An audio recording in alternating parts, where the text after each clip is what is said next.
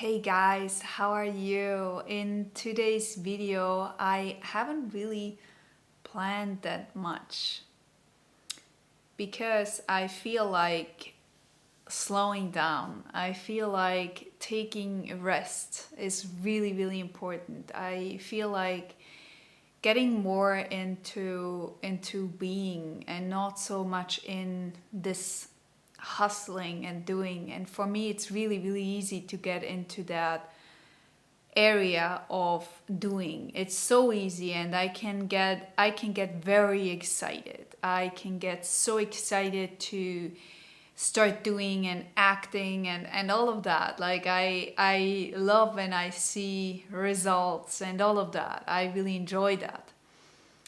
Now our body though do needs a little bit of rest and not going so fast and being patient. And as many of you know, patience is not my super strength, let's say. And listen, there are many other people who are like me who don't have this super patience, right? Who don't have this in their field that much, right? But I realized that being patient is actually such a gift, because being patient and being afraid to be patient because maybe you miss out something, right? Maybe you miss out an opportunity. It's such an interesting idea, right? Because we feel like we are not receiving something that may come if we would do more, if we would accomplish more, if we would talk to more people and do more, right? This doing more. But I realized that I have to do the opposite. And the fear of being patient is missing out on something. So instead to work on your patience, you actually start to work on the fear of the lack that you may miss out on something, right? See, that is what I would recommend to work on whenever you feel some kind of resistance to something. It's not necessarily the thing that you are trying to achieve. It's about what stands behind that. It's about what is the fear behind it. Why don't you want to do it? What is it that makes you, right? And those deep questions are actually the ones that help you the most, because they bring you more peace, right? They bring you more freedom. Now, when we talk about freedom, and it's interesting because many people I've asked, like, what is that for you, right? How does that look like? And many people don't know how that looks like. They don't know what it means to be free, to feel free, right? Because we have a lot of obligations. We have things to do that we are meant to do, right? And so we are trying to get it done. We are trying to do it. But what if we cannot do that anymore, right? What if we have awakened so much to ourself, right? That we see that the whole life is just not the way how it used to be. And then how do you deal with that idea that you just cannot do the same things that you used to do? And you have to make a change, you have to make an impact that is different on everything you have knew.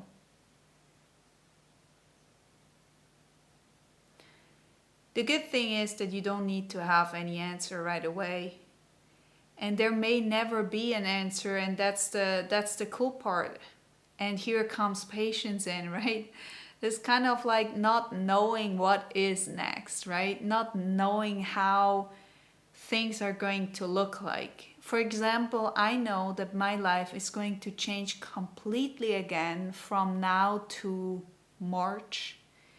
And it will shift, and many things will actually shift and will change. And so being afraid of change is really, really normal. Yet it may not help you to grow, right? But then embracing it and feeling that you are afraid and that things you would have rather stayed in that old because it worked, right? Because the old thing worked. And why can't you be happy in that old thing that you have created and that was actually once quite pleasant? Why do you have to move on from something that was quite okay? Right?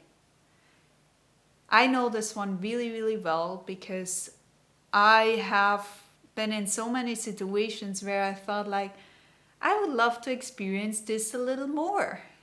And then life kicks in and it's kind of like, no, you're not going to experience that even more because you're done here.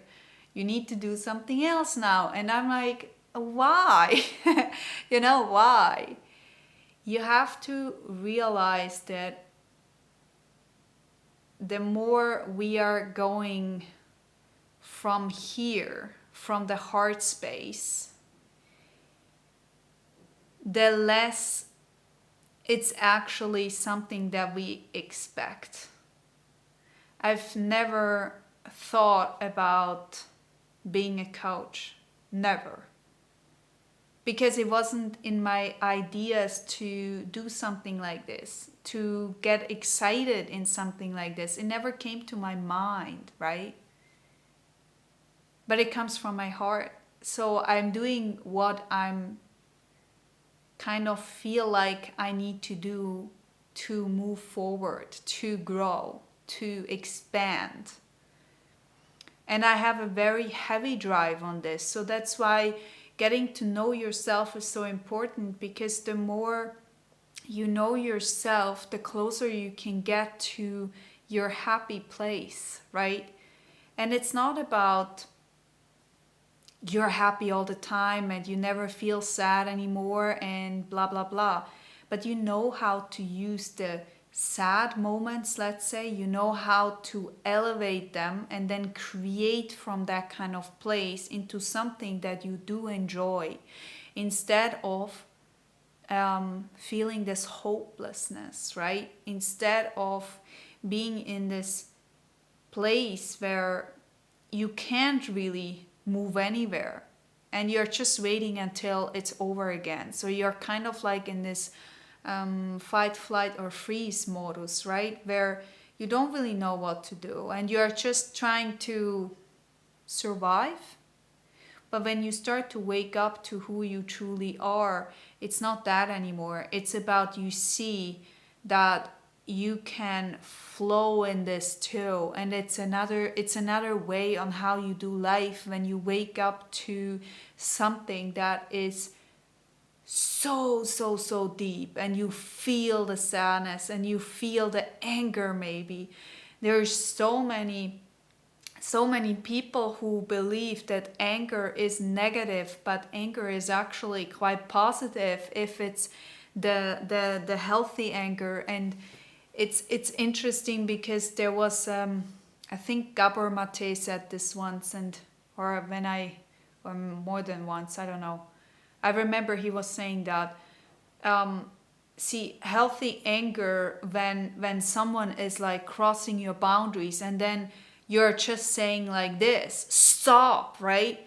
Don't come closer. That's a healthy response. And it comes with a kind of like anger. It's a healthy anger because you're pushing that person back into their field, right? And you're giving them some kind of idea on where your boundaries are, right? That's healthy to express like this. And it also gives you an idea on how you want to be treated and how you treat yourself, right? You're valuing yourself more. You're appreciating how you're doing in life, and you feel that you actually are very, very much enough, right? To have a good life, to be loved, to feel love, right? You're very, very much in this space. And you see, when we are going from this anger into the rage, right? Rage is something where we are seeing red, right? I mean, baseline, we can't control anymore what we are doing. And this rage is something that actually has been over time suppressed anger and putting it down, down, down, down. But you know, the problem is with those emotions, they're not going anywhere. They're not leaving you, right? They're not leaving your body. It's stored in your body. Now you can see this very, very clearly when you're talking to another person and they somehow show up like a little boy or a little girl, right? And you're like, what is that for a behavior? It would be from an 8-year-old or something like this, or 4-year-old, whatsoever, right? And we have all experienced it and we have all done it by ourselves. This is not judgment. This is not about that. It's about being aware. Now, when we are in that state where we are behaving like a child, right? We are in this kind of trauma response. And see, a trauma is not the actual event, it's the story we create behind it, and then we attach emotions to it. And so it's so important that we understand that the trauma or the event itself is not what hurted us the most. It's the story and the emotions attached that are creating that pain most often, right? And so there are many people who have trauma, and it's not about all the time like an abuse or violence or something like this. It could also be that your needs were not met. You weren't heard, you weren't seen, you weren't acknowledged for who you are, right? And that creates a huge trauma inside of a child. And that is then later on actually hindering you. But you see, every single time you're getting triggered in your adulthood, it's not about to do this and to put shame on you and guilt on you. It's about to look at it and see, oh, okay, here is something. Well, today I actually don't have the power to do anything, right? You know, this happens. Look at it tomorrow. Start to understand yourself more. Start to ask questions. What is it? Why do I have it? What is the reason why I feel this or that? And when you start to raise those questions, the answers are mostly not rational. So it's not about, I hear this often, right? It's not about, let's say you know that you're hurt, but you understand their behavior, right? You understand why, I don't know, someone said this or that, and this has really hurted you, but you understand their story. Listen, your inner child doesn't care if you understand that story. That inner child wants to be seen, heard, and acknowledged for who he or she is. And so you want to be heard and seen and acknowledged for who you are, right? It's not about understanding them that much. It's not about they did everything they could whatsoever. That's all great. I realized that the more people understand why they have reacted like this, right? That usually comes first.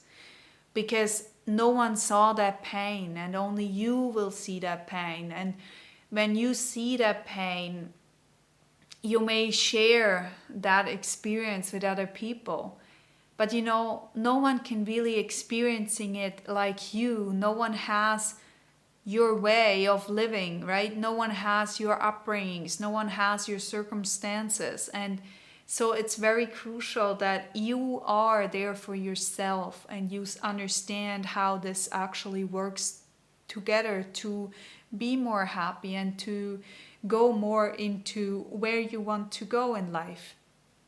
Obviously now you don't want to repeat that over and over again in your adulthood, and you start to realize, okay, I have to do something for myself. I have to learn how to live differently. And see, here we have like this, right? And sometimes you try to heal something and it just doesn't work. It doesn't work because it's not the time to do that. And you can feel that then you keep trying, and it just doesn't work, right? It doesn't really work. For example, when you start to talk with people and you try to explain them how you feel, and you try to somehow get this into common ground, right? And maybe you have a lot of awareness of what happened. Maybe you even understand their side, but maybe they're not open to open up to your story, right? And so sometimes healing that stuff directly with people is not really working. So you have to start to work on yourself first. And then maybe there is a door opening up and you actually do get to talk and you do get to make changes and twists and whatsoever. And you start to reconnect, right? You start to reconnect with people you love. And that's especially with your family, right? No one really wants the no contact with their family, even if something really, really harsh has happened, and maybe it was about violence, maybe it was about really, really painful experience, but a child never breaks up any contact with their parents because they think, or they just want to hurt them. That's never the story. That's never the case, because we try to belong. It's a human need to belong. And so if we do have no contact, we try to do and heal other parts first, because there is something that needs to be done before we can have those conversations. And so you see, it's a lot about patience, and it's a lot about realizing that you're a human being and making mistakes and saying something's wrong and doing things wrong. You gotta go back into simply being, which is the female energy, right? The feminine energy. And that could look like you are starting to create, start to draw, start to play is really, really good one too. It's not necessarily feminine, but it goes into that creative mood, right? If you are really stuck somehow, play is really good. Being creative, if you have any kids around, they will show you how to play. There are actually people around who are like, well, what does it mean to have fun? What does that mean? And see, that's heavy to hear, that you don't know what is actually joy for you. So you gotta find that out, and you only find that out by trying out things. You don't need to know, that's okay. You can just try out a few things. Go for some stuff that maybe artists would do, right? They get really creative, they get playful, they get really into their stuff. Dancing is really good. Doing something that makes you laugh, right? If you want to go and watch comedy, I don't know. Do something that is actually helping your energy to give some movement, right? So you get out of this stuckness. And you see, only when you're out in that stuckness of like feeling super tight, only then you will be able to start seeing through that illusion or that story that you have created mostly in your head. And so it's really hard to see all of that, because it's also painful, because this actually means that what we have created in our mind is something that we have done to ourselves, right? So you need a lot of compassion, right? You need a lot of love, the love that you understand why you have done that, and it's okay that you have done that. It needs a lot of you, right, to see that and to go through that.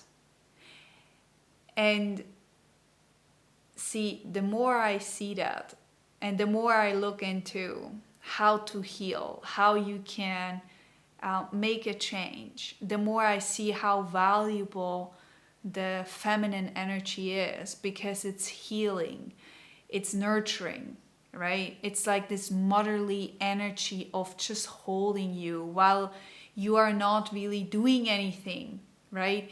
There is this sentence, I'm not good enough, right? And many people actually have that, and they feel the need to accomplish more, do more. And see, I'm not good enough has nothing to do, it's not a feeling, right? It's not, or it's not an emotion. It's, that would be angry, sad, joyful, or feeling, experience joy.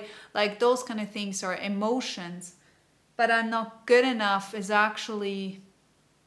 um, is actually a belief, if you so will, right? I believe I'm not good enough. I think that I need to do more to experience love, to feel love. And that is so crucial, because because of that we are not moving on, because we feel that's already it, like we cannot reach higher. And then we feel the suffering, and we kind of feel punished for that, and so we cannot really step out of that. So we have to change that belief that I'm not good enough is actually really real. It's not real. See, there is no baby who believes they're not good enough of love. Have you ever experienced a baby who thinks, oh, I'm not good enough, I haven't accomplished anything, right? No. So this means that the circumstances we grew up in have actually given us this idea that we need to be a certain way, do certain things. And that again is quite hard, right, to accept and to see that. So when we move beyond that and we start that I'm not good enough to I'm enough, is when we see, okay, I am enough. That means I have always been enough. And I've always lived from a place of love, because see, there is no child that needs to accomplish anything. And nothing has changed from that place to now. There has not been any change in that. It's the environment that made us believe that we need to do things like this. And if we are not doing that, we are not good enough. Where do we learn this the most, right? Well, in school. Imagine you're getting every single week a grade that's bad. I don't know, you have, I think, A to F or something like this. So imagine you get an F all the time, right? If you're here in Switzerland and you're getting a 6, which would be really good, and the 1 would be really bad, then you see you have the differences, right? And if you're all the time receiving a bad grade, you start to believe that you're not good enough for certain things. You're not good enough to receive love. And unfortunately, many of us, how we have grown up was about achieving something. and only then we would get some attention. And we then thought that attention is love, but attention of love is, or attention is not love. Now we got it correct, right? That's not what it is. So we are moving into a direction that is totally not good for us humans, because we start to think that if I'm getting attention, I'm doing something good and therefore I'm loved, right? But that's not how it is. And the way how we change that is by understanding our behavior more and dropping more into the heart, right? And you can do that by going into journaling, by doing really things that calm your system down.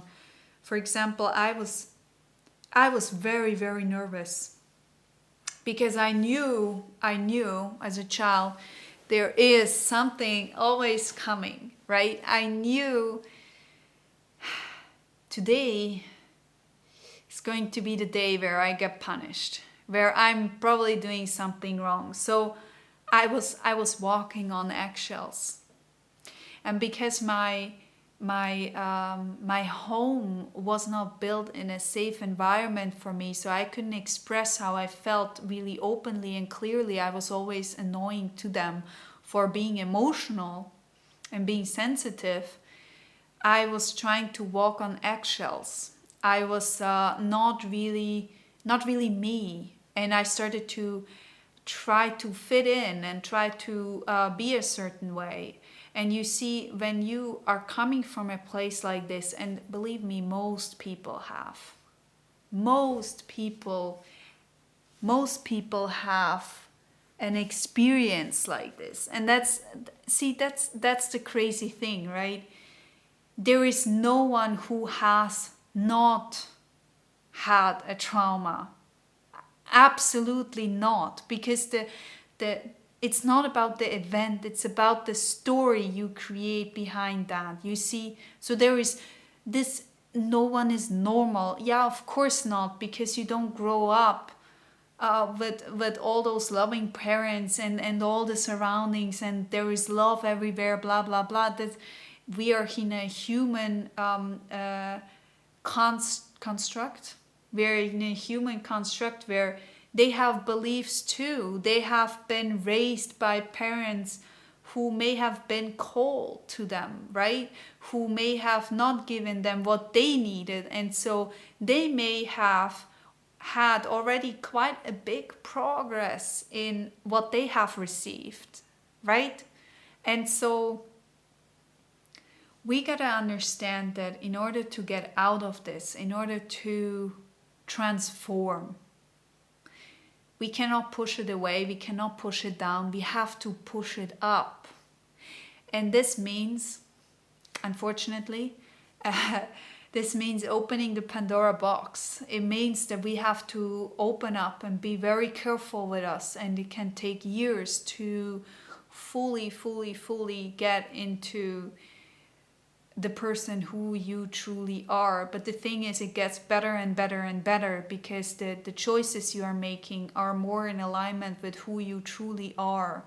And you start to recognize that things that are not good for you, you will not further choose. You will not say yes to those things. You start to make healthy boundaries. You start to be more with people who are actually ready to work on their healing too, because you start to see, okay, I don't have to do this by myself. I can actually go and get help. I can find some people who actually want to do that too, and who find actually quite a purpose in that, because it's releasing, it's letting go. Like every single time something comes up for me, and this is a never-ending story, it's ongoing, right? Which is why pushing through like crazy, like from the masculine side, right? I mean, what's the point? You don't have to do that. What's the point? You can go slow and steady instead, because then you have enough strength, you have enough power to do next to this your life, right? to create your life, right? To find the things you actually really enjoy, right? And you're doing this next to this healing. You're doing it next to what comes up in your day-to-day life. It's not about I'm going to heal for the next 10 years and I'm not going to look on where is it that I want to go. And see, healing might be here and your purpose might be here, right? But following your bliss, for example, right? It's not here and it's not better than this, right? It's not better. It's just is. And understanding that and seeing that that's part of life. It's part of life, right? And we are just kind of like being in this flow of trying out what is next for us, right? What can we do that brings us more joy, more love, more peace? And it's not about, I need to get there, I'm never gonna make it, that's why I'm not even starting. It's about slowly moving to the direction that you really want to go in life and leaving the rest behind. Start to raise your awareness towards to the things that are still holding you back, things that are repeating itself, right? Meeting the same people. I, for example, met the same kind of man, and it's funny because I repressed my feminine side, right? I didn't want to have that in me, and it was also very ashamed, right? Being sensitive and being vulnerable, and it wasn't looked at as strong skill, and it actually is. It's a strong skill because that puts me in places where I can choose what I want to do, right? Because I feel more into it. Is this something I want to experience, right? It's almost like I'm pushing out my hands and I'm just doing this a little. Oh yeah, I like it. Then I can go. While the masculine is going there, having the full experience, and then on the end it's like, it wasn't that. It's wasting energy for nothing, right? And so anyway, so I suppressed that kind of energy inside of me, and I didn't really want to have it, and for me it was like weak and not good, and it was quite ashamed, like even sensuality and being sexy, right? Being a woman, right? Being in that presence of like in the flow and really getting into sensual moments was very, very full of shame and guilt, and I didn't want to have it. So what I actually experienced was, in other men, I saw their feminine, their wounded feminine, right? It's kind of like, hello, knocking on your door. Are you here? And if you believe it or not, maybe 10 times I said no. Maybe 10 times I said no. So it kept coming back in circles and again and again. And the very, very last one, which was a few years ago, that hit me hard. And it was really like, if you don't change now something, we're gonna screw you up. No, it wasn't like that. But it was really, really, really tough, because it was really like, it was so close. And it was really, I could see all my pain. And it was such a perfect mirror. And that's why people in our life are our mirrors, and if we don't like what we see, we have to go inwards first, because then we see other opportunities are coming up.